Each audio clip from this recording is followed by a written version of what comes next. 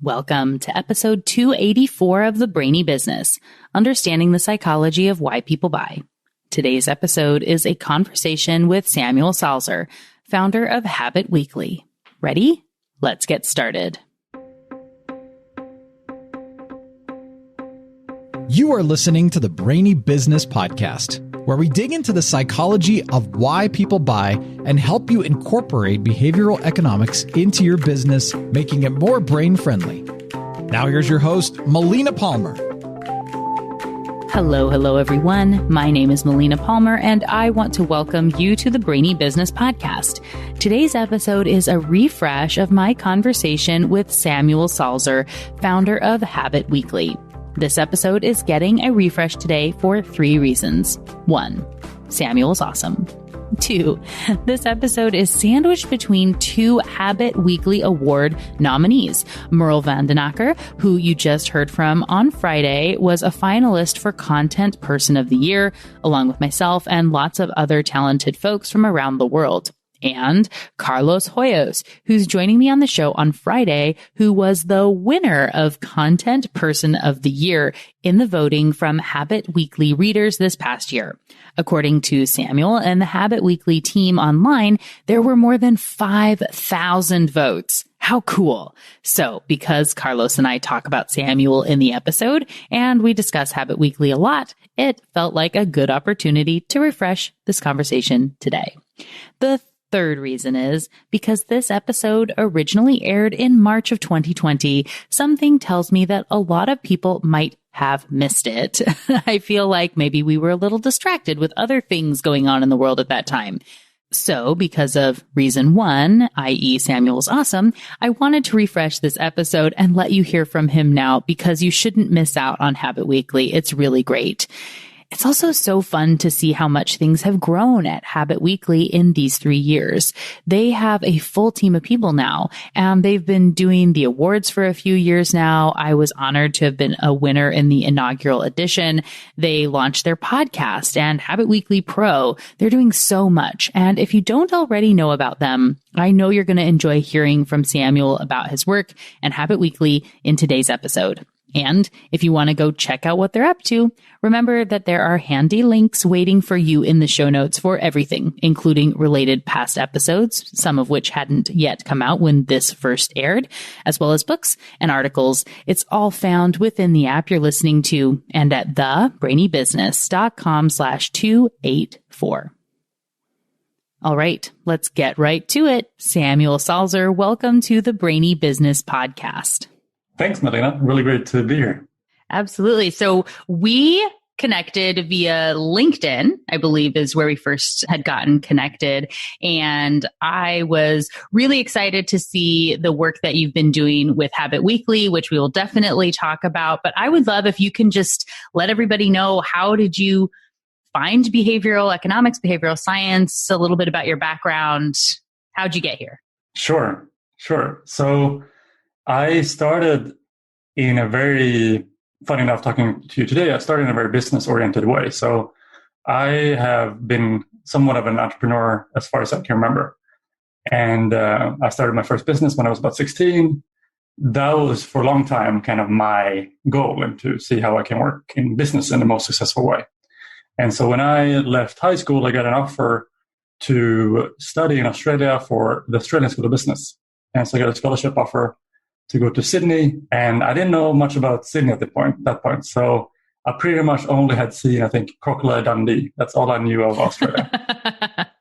And so I didn't know much, but I thought that was kind of too good of an opportunity to say no to. And so I jumped up on a plane from Sweden to Australia, and went to study kind of a mix of finance, accounting, and economics.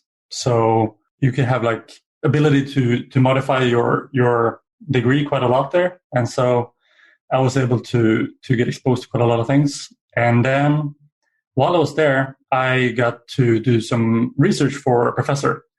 And he, in a very sneaky way, started to just like smuggle me books on behavioral economics. And so at that point, that was still very kind of new. And he thought that this was something I should kind of be aware of. And much thanks to him, it opened my eyes to this world of I guess, the nuance of human decision making. So I thought it was fascinating, and just how many things there were to really consider when it came to human decision making. Obviously, in economics, it's very much a field about how to understand how humans make decisions in the world. And it is what it is in terms of they have to make some form of simplifications because it's so complex. Like if you're trying to make a system and model for the economy, you can only make so many assumptions. You can only make so many detailed thoughts about how it makes decisions. So I thought that was interesting enough. And then I got this kind of books on behavioral economics, and it kind of just blew my mind and opened my world to the field that we both know today very well, both of us.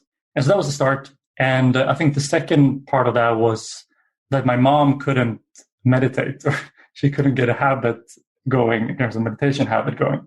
And so she and people around me, I noticed, were struggling with turning their good intentions into good habits or good behavior changes.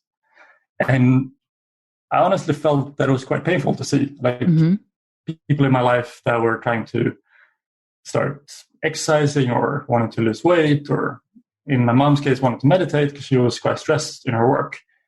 And seeing them fail was very painful because you kind of see their good intentions just turn up in flames or like just disappear. Right. And so I felt that there must be some better way to apply science to this somehow.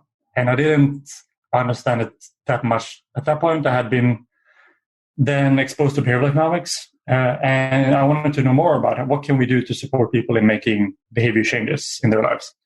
And so I think if I had already started on my kind of journey down the rabbit hole, that was my fast ticket down. And so by that point, I get really deep down in the science of habit formation and in general, the different theories and models and frameworks in behavioral economics and behavioral science and psychology that helps us understand how humans make changes in their lives and how we can support them through those changes.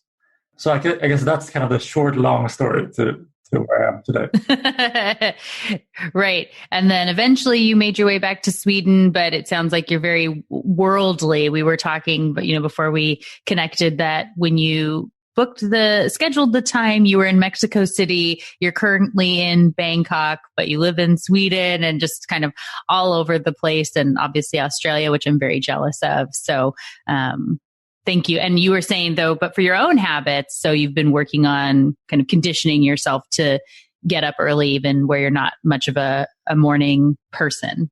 Right. Well, I guess we are, all of us in these kind of fields are usually the first test subject is ourselves. So we're a little bit like these classic characters from these comic book movies where we experiment on ourselves first, right? And so luckily I haven't become like the Green Goblin or Hulk. I haven't turned green, but I've done my fair share of self-experimentation for sure. Oh. But it's been a it's been a fun experience for sure going through this field. And so what's been a big part of my journey is kind of going from thinking about it from that perspective in some way to really thinking about how we can scale things. Yeah. And so that's much what I do for work, is thinking about how can we scale behavior change? I work mostly with digital products and apps that has millions of users. And then we have to really think about how we can put these principles and practices in a product or service and support people on a very large scale. And so that's what I'm really passionate about these days. And it's really fun to kind of see that progression, so to say. Right. So you help clients as far as working on instilling some of these habits for their own users for some of this. And were you doing something with behavior change for good, or just sort of this upping the, initiative, helping people kind of help themselves? Right. Well, I think in a large scale, you can define behavior change for good in different ways. I like it just because it has two different meanings in terms of it wants to do obviously good, like help people be healthier, wealthier, happier, those kind of things. But also in terms of thinking about the long term for good. It's not only like a small, quick fix, but thinking about how can we support people in the long run. Right. And so that's been my MO. I think it's quite simple in terms of business in many times, where you're succeeding if you help create value for your users or your customers, and if you understand them better and find good solution to their problem, then you have done a good job in creating a product that's probably going to be quite successful. Yeah. And so that's definitely kind of a overarching business component. But then I think from a problem component in terms of what I work with is the fact that changing behavior is often quite hard. And so whether it comes from looking at trying to increase retention or engagement or adherence or growth, all of those metrics come from trying to change some behaviors. And whether we like it or not, behavior is quite complex, and we are complex beings living in complex environments. And so it can be quite tricky to understand how we can do that through our products or our services and so on. So are there, sorry, go ahead. I got all excited. So I was just curious. Awesome. I was curious if you have any sort of go-to concepts where you're saying it's complex, there's a lot going on, but are there any concepts that you in your work would go to all the time, whether it's, framing or loss aversion or, anything that always comes up with behavior change? Sure. There's a lot of concepts. I think it's somewhat context dependent. So obviously in terms of what it comes up to is often what the problem is you're trying to solve, right? Sure. I am maybe a little bit different in this regard, that I focus really on the underlying principles of what we're trying to do. Mm-hmm. I think sometimes the misconception of our field is that we have used this very sexy toolbox that you can just kind of get your quick fix and hacks from, and you can staple them on to solve your problems. But I think a good metaphor is if you're trying to build a house, you could just go to a builder and ask the builder, like, hey, can you tell me the names of the tools in your toolbox? And the builder kind of goes, yeah, this is a hammer, this is a screwdriver, whatever. And then afterwards, like, okay, perfect, I know how to build a house. Right. No. Well, so that's not obviously how it works. And I think that's what I like about your podcast a lot, is that you really delve into these concepts in very nice depths. You're not really trying to just say the names of them and teach the names, but really help people create a good, solid understanding of what we're actually talking about. Yeah. And so I think one of the things that I would say comes up very often is obviously this idea of, call it friction, or another way of looking at it, it's like simplicity. So you have some people talking about it from a simplicity point of view, or make it easy point of view. Other people talk about reducing friction point of view. But I like the friction word. I like you had, I think, Roger Dooley, he wrote a book about friction. He's very excited about that word. Yep. I've interviewed him on the podcast before, so I'll link to that in the show notes for anybody that hasn't listened yet. Yeah. So I like that word because it has two components, right? So it's both increasing friction, but also reducing friction. Right. And so obviously the main thing is to reduce friction. That's usually for most products that I work with, the thing that they could work on the easiest is just reducing friction in their user journey or their customer journey. But there are a lot of ways to make use of increased friction as well. So I like that the word having, the possibility to kind of sting as a toggle, we can turn both ways, so to say. And so there are moments where we need to increase friction for perhaps undesired behaviors for the user. I work with projects where we've developed machine learning and AI-based app and platform to support people going into surgery that need to stop smoking and drinking. Mm-hmm. And so for them, it was about many ways strategically increasing friction in their life in different ways. And it's interesting to kind of play around with the friction component as used as a way to modify behavior. So I think friction is a big one. Yeah. And in that case, I kind of think of it where it's like a form of partitioning, right? So where you want to, instead of having the giant bag of Cheetos, you have to have a bunch of mini bags of Cheetos. So each time you open one, that you have that tiny little barrier to where you have to think, do I really need another bag? Whereas if it's the giant one, you'll just keep eating way more calories than you would have otherwise. Yeah, no, for sure. Funny story, side story. One of my vices, whatever you call it, is Cheetos? No, well, close enough. It's like chips, like anything salted. Anything in a salty bag is Me too. usually been my, what do you call it?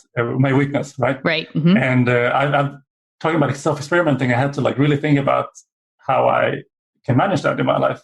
I'm pretty skinny guy, so I don't think people assume that I eat a lot of chips. But there was a time and place, especially when I have always had quite a big exercise component to my life. And so I could get away with probably eating unhealthy food.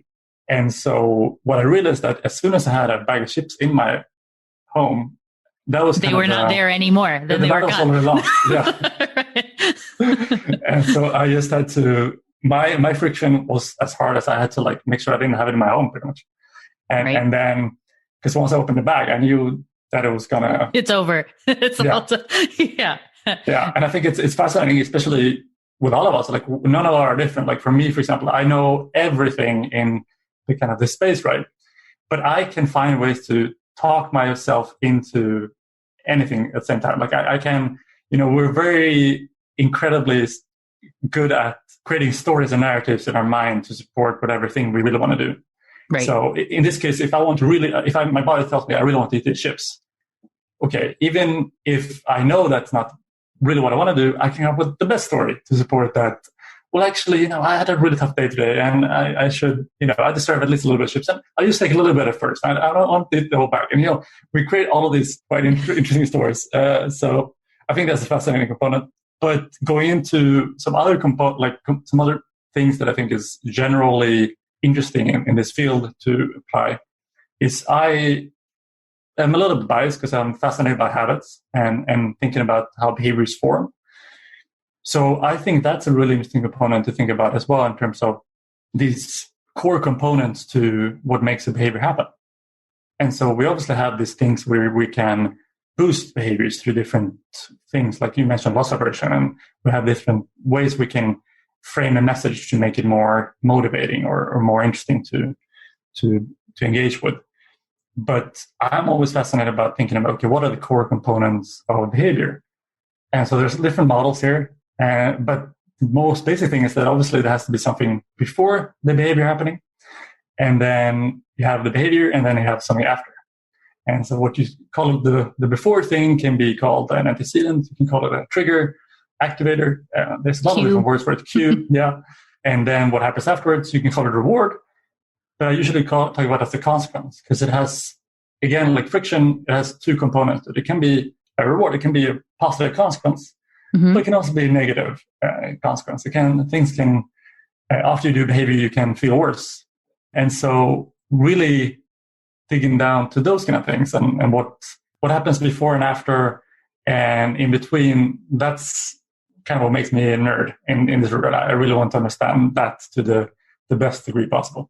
Yeah, we definitely love nerds here. I too am a nerd for all things in this behavioral science and just researching everything. I really like just that reframe where you're saying just the simple shift of taking the word from reward to consequence makes it feel heavier in a way that's important when you are approaching your own behavior change of getting rid of something that you don't want to do anymore. Where if you're thinking about the sugar or the dopamine as a reward versus the consequence if I eat the chips or have a chai tea latte or whatever the piece is. And I also really like how that brings it back to the physics side, right? That every action has an equal and opposite reaction. It's not quite opposite, but there is that balance to all decisions kind of coming through and something else happens for every choice that you make. And if you would have gone this way or that way, that each individual choice is important. I really stand by that piece. And it's not because I ate chips today, I will never achieve my health goals and I'm terrible and all these, but, so I had a slip up and then I'm going to move on. That is still really important and valid to give yourself that grace that each individual choice matters. And I think it's fascinating as well how we experience consequences. We have in kind of more traditional or clinical psychology or behavioral psychology talk a lot about direct and delayed consequences. So we can experience, for example, with, let's say, something like chips, we experience a really great direct consequence. We feel like, oh, they're tasty, feels good. Our body's like, calorie dense food, more of this, please. And then leave it, maybe could only be 30 minutes or maybe the next day. And we're like, I shouldn't have eaten those bag of chips. I feel bad. Or, it doesn't really sit well. And so we have kind of a delayed consequence that's maybe feeling bad about ourselves and maybe feeling guilty and all those kind of things, right? Right. And the interesting thing is our brain works very strongly on these direct consequences. And so it's kind of this direct stimuli, the direct reinforcement to the behavior that is really the thing that's guiding the behavior in many ways. And so it's fascinating to see that. And it can play out in obviously many ways where it's also, to give another dimension to this, is often that we're trying to do things that removes a negative thing. So it's not so much like getting something good, but removing something bad, right? Mm-hmm. And so when it comes to, for example, using social media, I would argue a lot of times it's removing something negative that we use it for. So we might feel bored, and that's why you might take up and scroll through Instagram, or it might be that we feel uncertain. We're not sure how we stand in our social sphere. We're like, what do people like me? Did I post things that people appreciated? Like, what do my peers, what do my friends think about me?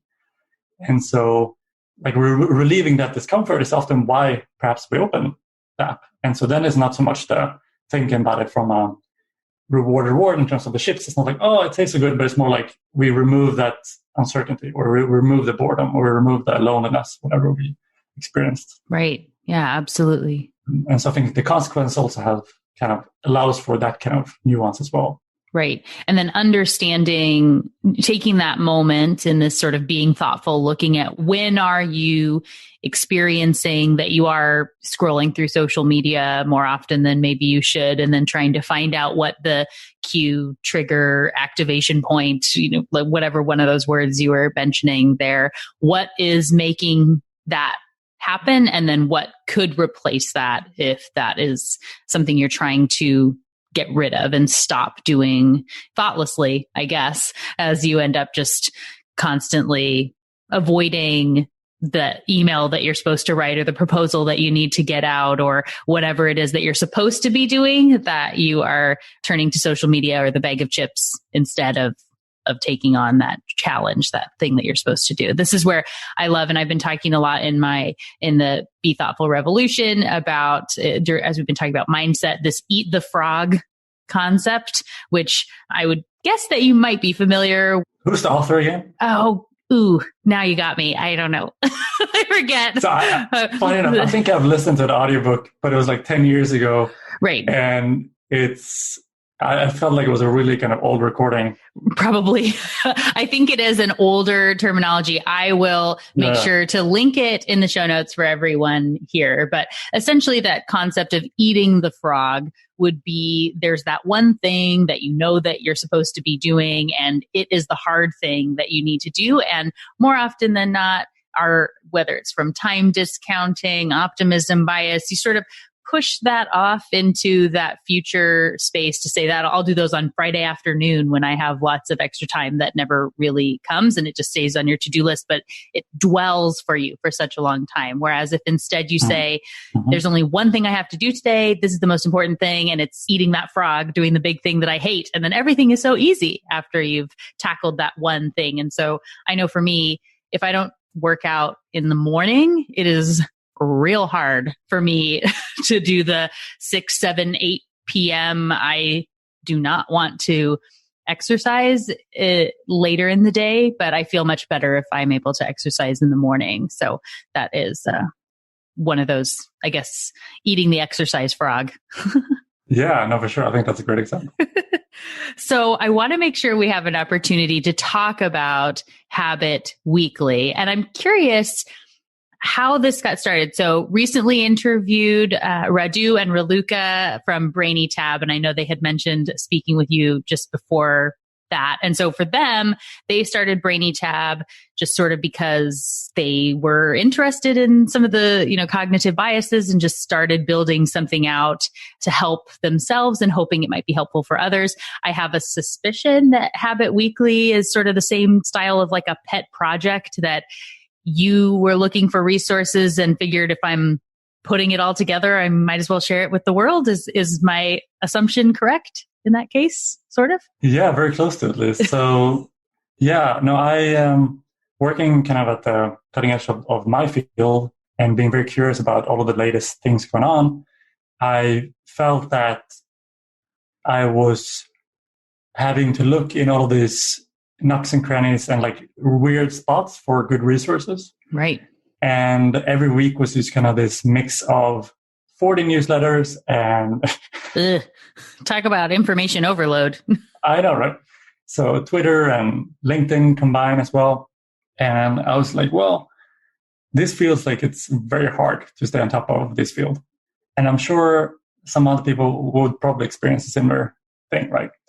And so I looked around if there was anyone trying to distill the best content on a weekly basis. And I couldn't really find anything.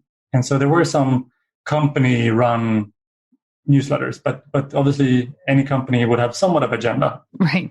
And so it's mostly like showcasing their own things. And so I thought, well, I'll just start and share some links on LinkedIn. That was kind of my first step. And so that was the first week I just shared like behavioral insights of the week. And then I had 4 links. And then I think the first week I had maybe 20 or so people responding and being like, oh, this is great. Thanks for reaching out. Thanks for doing this. And so, well, okay, I'll do it another week. So thought, okay, if I do another week, I should call it something. And I'm like, well, I'm going to do this on a weekly basis, presumably. So I call it something weekly. I work with creating habit-forming products. And so people often think about me from a habit perspective. So weekly habit weekly. I was like, oh, well, the domain for Habit Weekly was available. So ta-da. Yeah. It's amazing how that works. Yeah, I know. Sometimes it does. And then I posted it again, had really good response. And I think after 4 weeks, people were started asking for, could you put it together kind of a mailing list for this so we can get in our email inboxes? And and since then, I've done my best to pass that on to my email now, where it's just, like probably you've experienced with your podcast. It's been really amazing to get from all around the world, literally, like I think more than 100 countries now following and great feedback. And it's just, for me, it's a way for me to kind of give back to the community. So at this point, the newsletter has grown into something probably more than I can ever imagine. You have both the best content of the week, but also being able to share great job opportunities, a job board, being able to share the best online courses, the best podcast, and all of these kind of things in one place. And I think that's something that I would have loved to have when I started. Like that would have been my dream. Right. So it's really, it's a treat to be able to supply that. Yeah. Absolutely. And I think it's part of what you said, I feel was so striking. How many people in business are going at this just for themselves and like, well, I better set up an email, and it's so hard to grow an email list. How many people have others who are reaching out to them and saying, hey, can you please set up a mailing list and put me on it? It's not something that happens all that often. And that's how you've found something that people really want. And whether that same piece with habits or change, and it doesn't have to be difficult if you understand what drives people and giving, you've got that reciprocity for sure. You're putting obviously a lot of effort into it. We'll have links in the show notes so everybody can sign up, and it's just habitweekly.com. But I love that it has, like for me, being able to go in, and you did the book list, so 100 different books, and that one was more in behavioral design type change, right? Covers a lot of behavioral economics as well. I have a separate, including in the list, it's a section if you just want to learn about behavioral economics. They're like the best books in behavioral economics as well. Right. And if I remember, you broke it maybe into like 4 sort of groups underneath and then they were being released over LinkedIn. And then you also have, like you said, articles and podcasts that are talking about pieces with behavioral economics, behavioral science and habits, but then also the conferences and the job opportunities and just all these other things that are happening where it would take somebody such a long time. So I'm very thankful. I appreciate and understand how long it must take. Do you, for the most part, do you get stuff sort of sent to you now, or is it a lot of still investigatory work on your behalf to put it together every week? There's definitely some crowdsourcing component, but it's still somewhat of call it controlled chaos, or it's very much still me operating as I did before, but for the good of other people. And so it's tricky because there's so many different sources still in this field. And for me, what I really want to do is just for anyone interested in working with applying behavior change in practice, who's interested in not so much only the theory, but really putting it to practice, like how to change behavior in the wild, so to say, that they have the best and latest insights every week. And so that's my kind of goal. And for that, there's no real shortcuts to find those things right now. Right. So I have systems in place, but it's still very much kind of a mixed bag. I appreciate that it's not just kind of like you were saying, it's not just academic journal articles. So it's not that you're catering it to others who are researching in the space, which, you know, for me, I need that resource as well as I'm looking for things to create for the podcast. But having stuff that's in that application versus academia, which I've said on the show many times, that's really my goal, is to bring the field out of academia into application. People need to know what these things are and actually use them. And so I appreciate that you are sharing things that have a good sort of that conversational tone. And like you said, not just talking about the very specifically controlled experiment in the lab that was done under these terms, but you know, how that might work and apply. I really enjoy that piece of it, and that it does have that sort of worldly background. So while you are in Sweden, it's not, or Bangkok or wherever, right? It's not that that it's only things that are happening in Europe. You know, the conferences and the job opportunities are from all over. And like you said, where it's not about you and finding things that are interesting to you specifically, so much as anybody who's listening and downloading from wherever might be able to have some piece of value that they'll get each week. Yeah, for sure. I think the market still is, the US is leading the way. And so I can see that as well in my newsletter. Like the biggest group of followers are definitely from the US. And so that's largely, I think, UK and US are still very much in our field, contributing with most of the insights and resources. But it's fun now, for example, me doing work here in Bangkok, for example, and spreading insights. I've helped, obviously, for a couple of years, build a field in Scandinavia. And so it's fun now to see more and more of really good work coming from not only, you know, the things we know traditionally, but also from other places. And so that's really fun. And I think for me as well, what I want is that some people might feel as well, if they aren't reading the research and so on, they might be afraid of having heard like replication crisis and all these kind of things, like what can I trust? And so I feel like for me, I can be that kind of safeguard and be like, well, I know all these kind of things, so you don't have to worry about it. So I'm making sure that whatever I put in here doesn't have to be research, but it's going to be according to what we know from research. There's nothing here that's going to slip in that's going to be, you know, pseudoscience. And fake news. Fake news. Yeah, so I'll do that's my big commitment to try to do my best to avoid that for sure. Yeah, absolutely. And that's why I put so many links in the show notes, and it takes me much longer to create my episodes than I know some other podcasts, because I want to make sure I'm doing that due diligence for people. And there isn't this, you know, fake news component that you're going in and talking about something that's not quite right.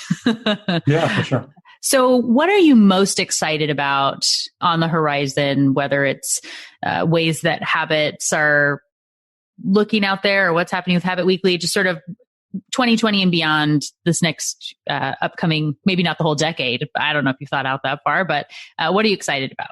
So personally, or more like the field in general? However you would like to answer the question. Sure. So what I'm very excited about, rewind a little bit here. So with our field, it's a very new field. We got to be very honest about that. So Absolutely. if you look at something like the book Nudge, it only came out, I think, in 2008, right? It wasn't too long ago. And many people working in this field or learning about this field, it's still very early days. And so I have actually, as part of what I've been doing for Habit Weekly and so on, I've been starting to put together insights and thoughts from leaders in the field on what we think is going to happen in the next coming 10 years and what kind of is going to be the future of the field. Ooh, exciting. And one, I think, really apt comparison was that comparing the field to being in our adolescence or like pre-adolescence in the 2010 to 2020. So that we had our awkward teenage years in the last 10 years. Yeah. And so I think that's where we had a lot of just a mix of trying to resolve this replication stuff, and then a mix of learning these tools and what a nudge is and what a bias is and all those kind of things, and maybe taking them for us the solution of like, well, it's only about these names and these tools.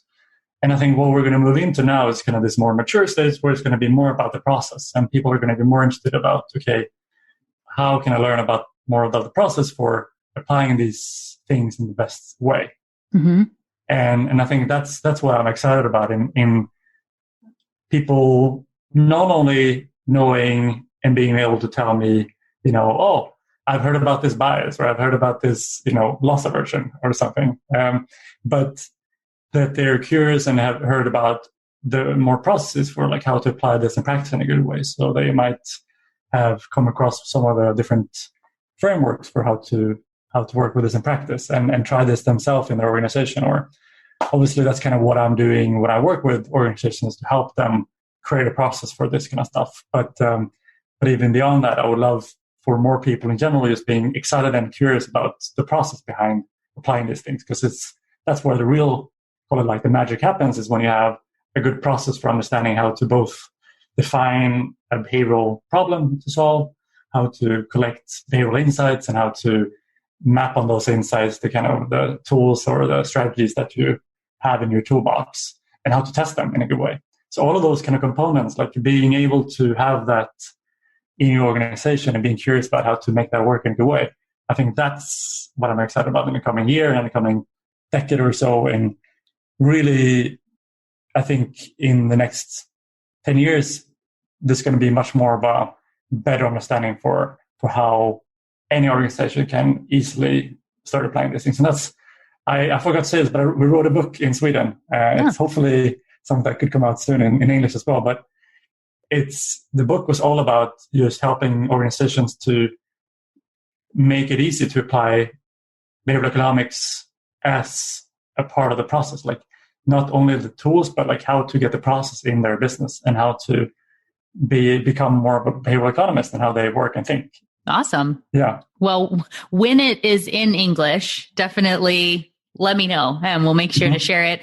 Can bring you, back on to talk about it. But that's so valuable and something I know lots of people are asking about and working to try to help, like you said, more people to understand enough about the field to where they're not just dangerous, where it's like, I've heard about loss aversion and so it's everywhere now and that's the only concept and I know everything about it, where you might be triggering all these other things where if you're using the wrong frame or whatever that is, it's just kind of causing more of a mess. And we don't want our the field to fizzle because it feels like it's not real because people aren't applying it properly when they don't have enough knowledge about it. So I really appreciate that sort of kindred spirit in the way that you're sharing information. I think is very much aligned in the way that I try to share information in this very kind of like robust way. And here's lots of stuff, digestible information that you can use to help apply behavioral economics. So I'm excited to read the book. I'm assuming that you'll get that translated into English before I learn Swedish. So I'll keep it. We'll see. Are you practicing at the moment?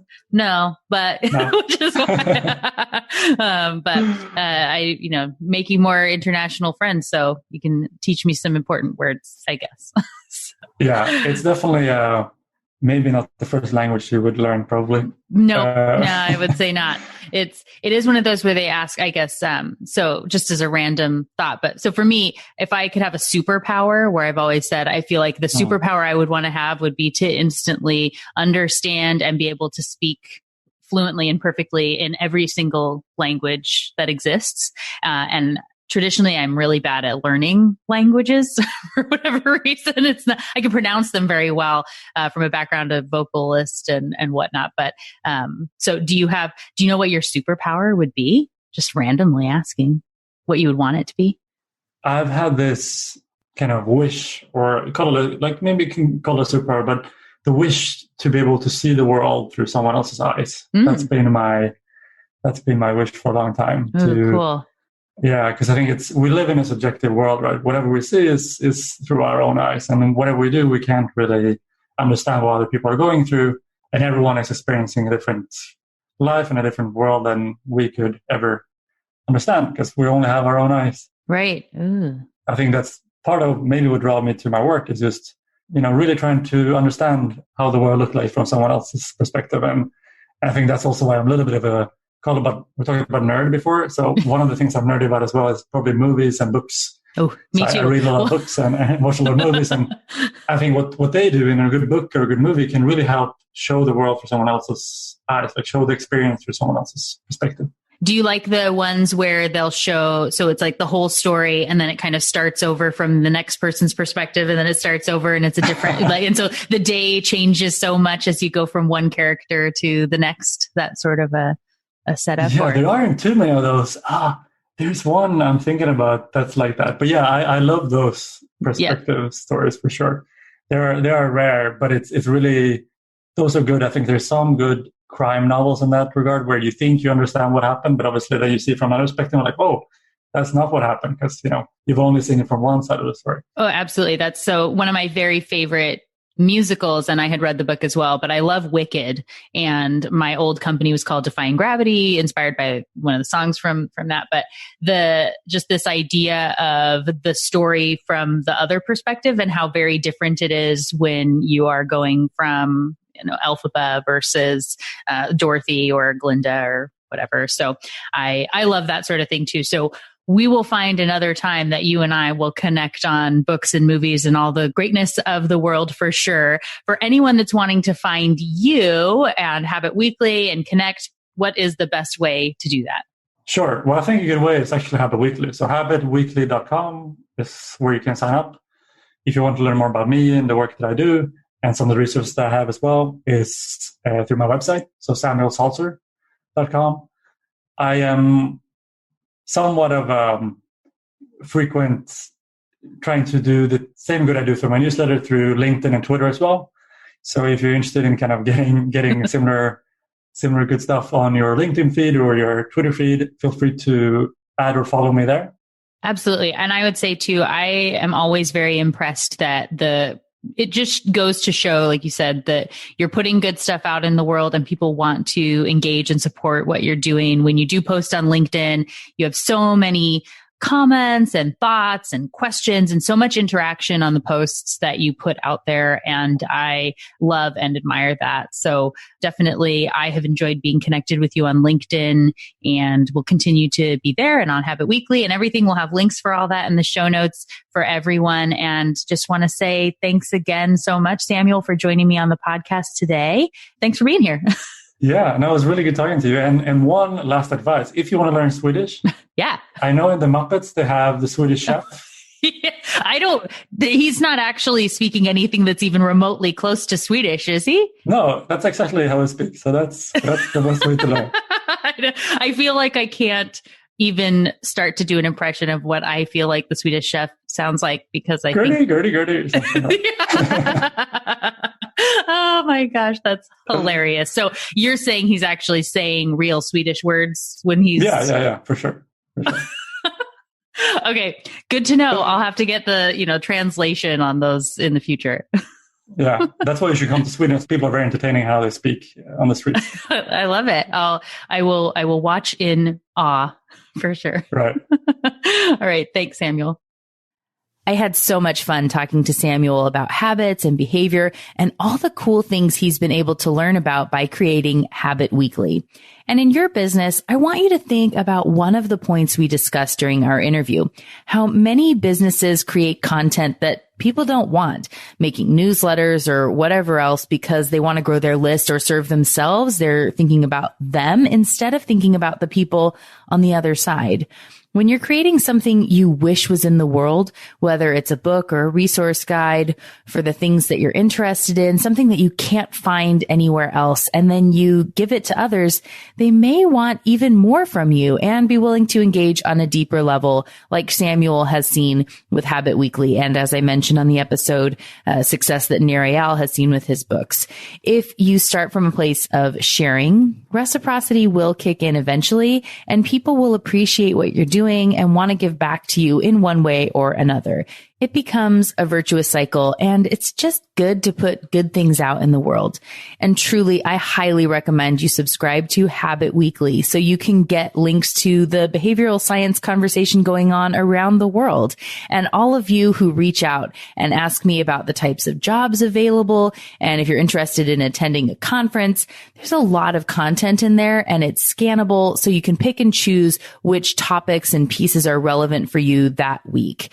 It doesn't necessarily have the same business angle you get from me here on the Brainy Business, but it's still really, really great stuff. Subscribe and check it out yourself at habitweekly.com. So, what got your brain buzzing as you learned from Samuel today? For me, I'm uber nostalgic about this episode. It's really weird for me in the best way to think back to what things were like for both Samuel and I when we recorded this episode all those years ago. Habit Weekly and the Brainy Business started around the same time, and it's been so crazy to watch them blossom and go on their own journeys over the years. And then to listen back to our conversation when we had no idea what the coming years had in store. I'm not even talking about COVID, which was, of course, right around the corner from when this aired, but it's just a really cool feeling to look back on this episode and reconnect with Samuel in this way. And you know, I reached out to him for a separate catch up. Maybe we should have him do a new episode and conversation sometime soon. Let me know on social media if you would like to hear more from him. You can find me as the Brainy Biz pretty much everywhere, and as Melina Palmer on LinkedIn. And of course, give a shout out to Samuel and the Habit Weekly team while you're at it. They are fantastic and so valuable. There are links to sign up for the Habit Weekly newsletter and connect with Samuel and all the related past episodes and books in the show notes for the episode. It's all waiting for you within the app you're listening to and at thebrainybusiness.com/284. And just like that, episode 284 with Habit Weekly founder Samuel Salzer is done. Join me Friday for a brand new episode with the Habit Weekly Awards Content Person of the Year, Carlos Hoyos. It's going to be a lot of fun. You don't want to miss it. Until then, thanks again for listening and learning with me. And remember to be thoughtful. Thank you for listening to the Brainy Business Podcast. Melina offers virtual strategy sessions, workshops, and other services to help businesses be more brain-friendly. For more free resources, visit thebrainybusiness.com.